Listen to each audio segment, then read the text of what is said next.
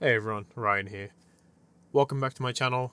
We're looking at the SYNOID GAMMACOR and its Incarnon today. We'll be looking at the evolutions I chose, the build, the demonstration, and with that being said, let's get into things. So first of all, the evolutions I decided to pick was Sage's Resolve, which with a channeled ability active I get bonus multi-shot. This helps with building Incarnon form because it is quite slow. The third evolution I opted for was range because this works really well with the current build I've got, and I will get to that in a second. And for my last evolution, I increased my status chance by 6% simply because I was going for a more status build with this one. The build at first seems like it's a bit all over the place with Hemorrhage, Prime Fulmination, Seeker, Primed Heated Charge, Gunslinger. These are all very different mods that don't typically go together, but I'll explain.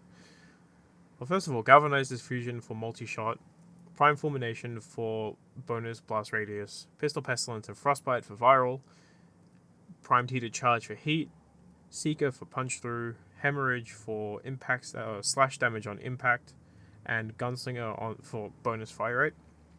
And in my arcane slot, I'm using Cascadia Flare. Now, if you don't already know what's going on, basically, the Incarnon forms direct initial AoE that pulls enemies together does a lot of impact damage, and its fire rate is below 2.5, in which works with Hemorrhage, which gives it a 70% chance on impact damage to deal slash damage. And then working with Viral, it's a slash viral combo. Primed Heated Charge works with Cascadia Flare, which is an exponential build-up of damage, along with Prime Fulmination, which has a larger area of effect and pulls enemies in together from a larger range, and Gunslinger makes the entire build very spammy and easy to use.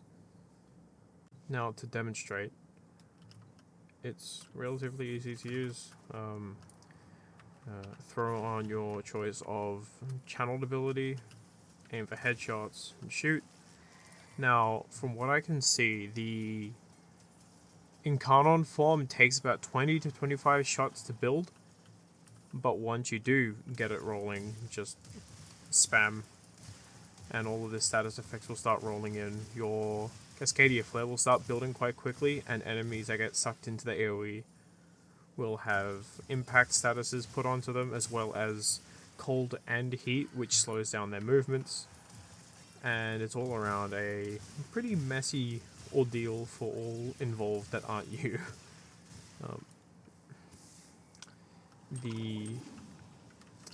Despite it not working particularly well against units with shields, it does work well against other units, such as Grineer and Infested. So I'll rebuild again with using the recoilless beam and just spam. The sheer amount of raw damage that this thing produces is quite nice, though it is a lot slower than other Incarnons, which is okay, I guess. But even so, you'd want something that fires a little bit faster and has a little bit more power.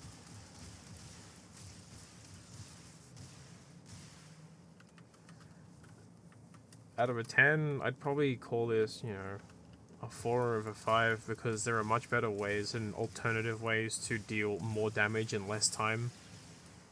Though that is quite impressive to see the level of destruction against level 180 Steel Path rated units.